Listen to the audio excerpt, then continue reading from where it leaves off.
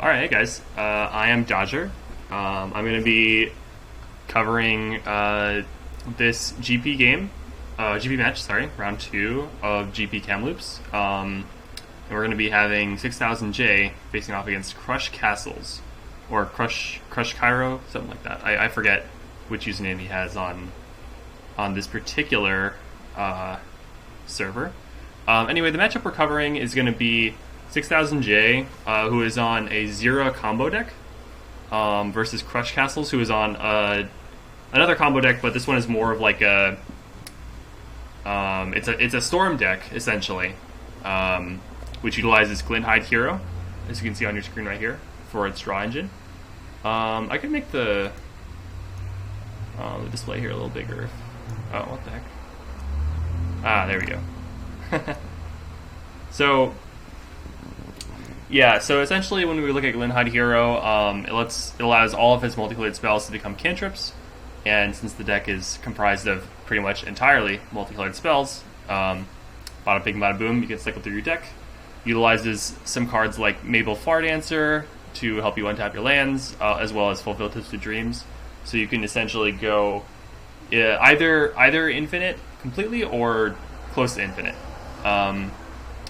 Now, how 6000J's deck works is they're going to look to have Xira Scatter of Seeds in play, and then cast a card that I forget the name of it, but it'll be a 3-mana 4/4 that has you return a creature to your hand when it enters the battlefield. So basically how the combo works is you drop 3-mana 4/4, put the Xira trigger on the stack to untap your lands, then you return the 4/4 to your hand.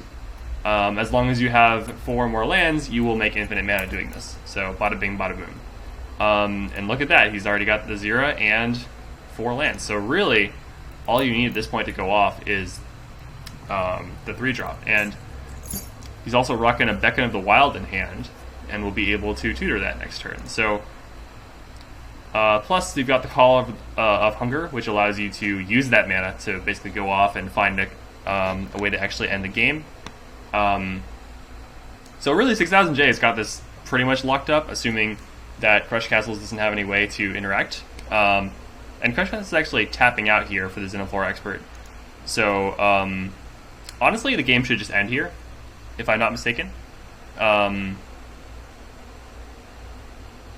Yeah, so good first game. We'll just wait and see. I assume there's nothing preventing 6000J from executing their combo.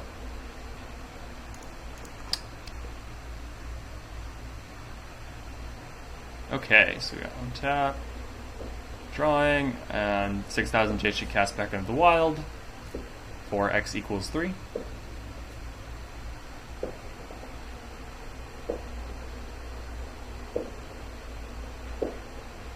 There it is.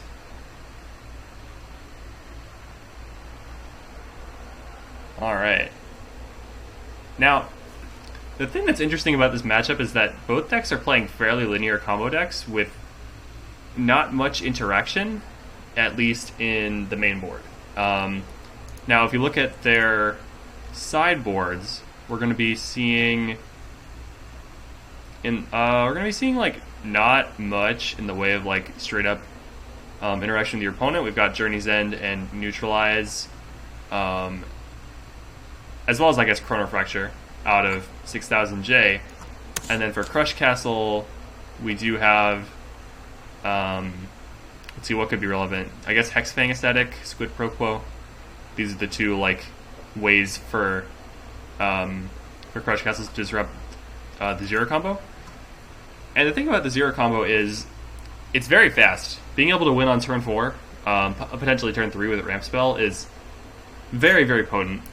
And it really only requires like 3 pieces. The Xira, the Border Guardian, and some way to utilize the infinite mana, which in this case is going to be Caller of Hunger. And there's also plenty of cards that let you tutor for any one of those pieces, like the aforementioned Beacon of the Wild. It seems like Beacon of the Wild was used to actually tutor for Xira earlier.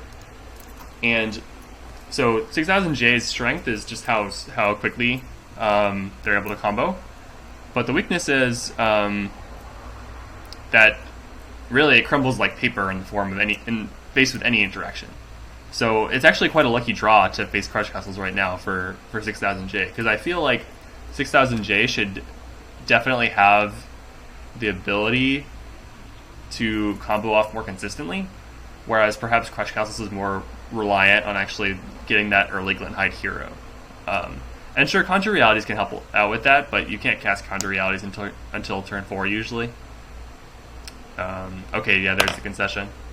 I forget. I didn't catch what WinCon was tutored up, but I assume it was something with like a mana sink that just let him let 6000J burn Crush Castles out. So now that we're looking at these sideboards, if I'm Crush Castles, I think the fact that you're on the play is very helpful here, but I would still board in as much interaction as I possibly could, which here is going to mean the Hexfang Ascetic and the Squid Pro Quo.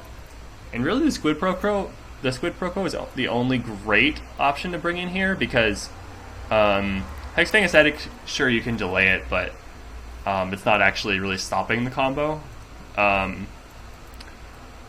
Besides that, I'm not sure what you take out here. Probably the Caterwaller. I feel like the Caterwaller is going to be largely irrelevant here, because it's really just going to come down to like, or I suppose Caterwaller might be like how you actually win after going off, so maybe not. I don't know. I honestly haven't goldfished this deck at all, so I'm not really sure how it works, but I'm sure there's some pieces that are like less necessary, so you can bring in your interaction. As for 6000J, I think since you're on the draw, this matchup does get a lot harder for you.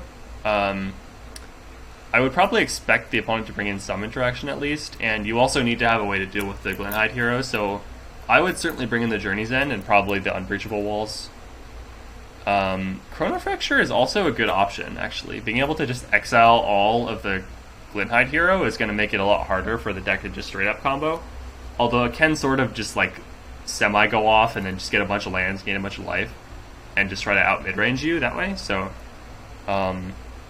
we'll have to see. I feel like this matchup in particular is like very volatile and will often kind of just lead to like, it's basically just a race to whoever can land their combo. But we may see, at least that was game 1, but we may see a difference in that, depending on how much interaction gets sided in and what comes out for it, and like how much interaction is actually drawn, because there's not a ton available for either of these players. Okay.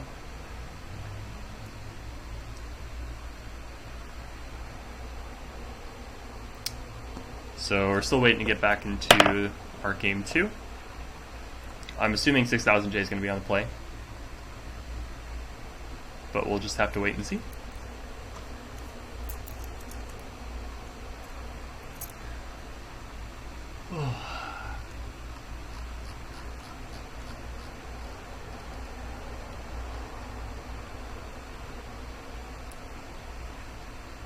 All right. So I guess one other thing I can talk about is kind of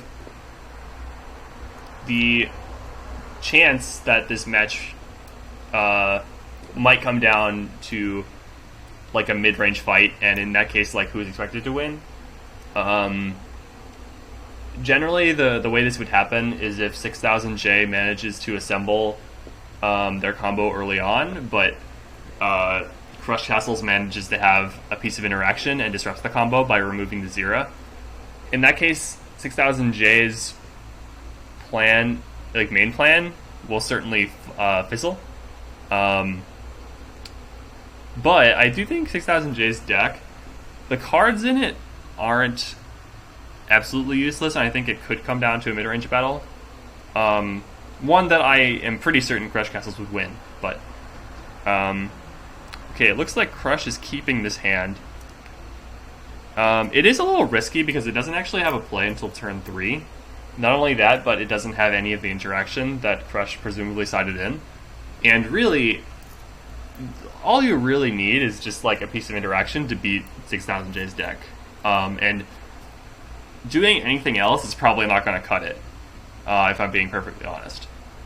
6000J actually has pretty much the perfect hand. They've got Xira and Border Guardian, they've got the mana to cast them, and they've got a ramp spell to get their combo out on turn 3, plus a neutralize to actually, stop any potential combo or any potential disruption that might be coming in from Crush Castles. And we know that Crush doesn't even have any. So this is actually going to be...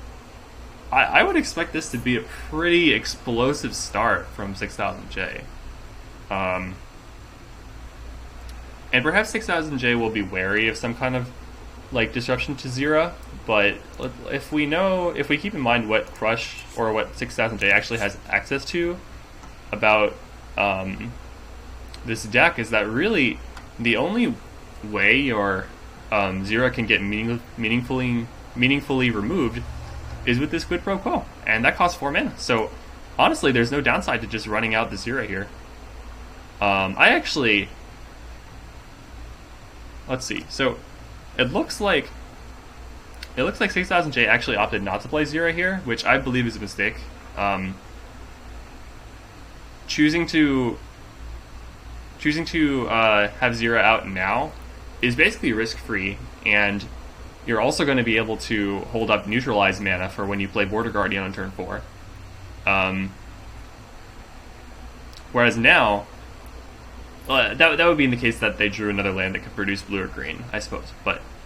Or actually, no, Into the Sandstorm can tutor for that. Yeah, so I actually think that playing Xira on turn 1 was the correct play, given that you have perfect knowledge of your opponent's deck, and you know that nothing is going to be messing with it until turn 4. But I still think that, honestly, 6000J should have this game in the bag. With that Gallard Ascension draw, they'll be able to tutor for the Caller of Hunger, and that was the one piece that was missing from the combo. With that, it should be pretty easy. Let's see. So, Truth Unveiled is here. Recall Forgotten Eons. Yeah, I have to kind of question the keep here a little bit. I guess it feels like this hand is not going to be winning the game quickly enough against 6000J, and you're the fact of the matter is, a lot of the time when you're playing against 6000J, you're going to be just kind of holding on and hoping, crossing your fingers and hoping that 6000J won't actually have a way to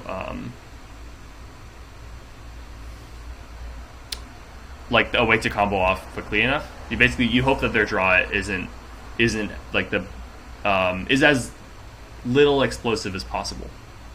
Definitely could have phrased that better. But essentially, the reason why I disagree with that opening keep is because your hand, to actually win the game with that hand, you would need 6000J to have a very, very slow opener.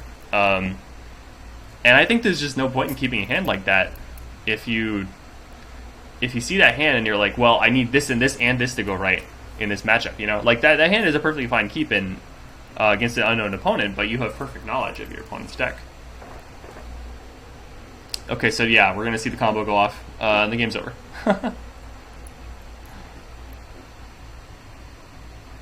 So just to reiterate what should happen, the Xira should enter play.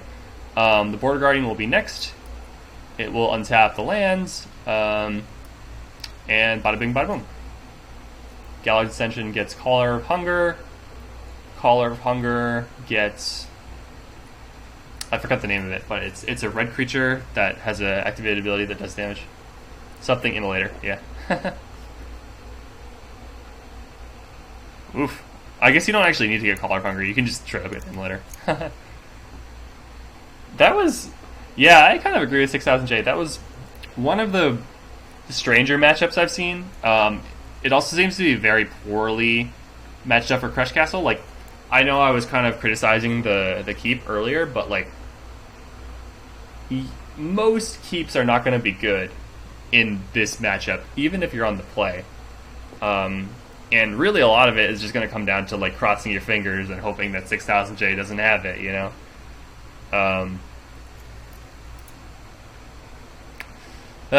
Yeah. It was actually turn 3. Yeah, game 2 was turn 3. So, yeah, we get. It was nice to just get a chance to sit down, watch some interesting games of Magic the Gathering,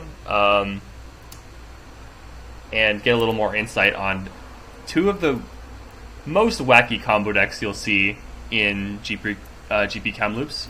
I believe with this match, 6000J is going to be moving to 2-0, while Crush Castle will be at 1-1. Until next time, I guess this is Dodger, signing off. See you later.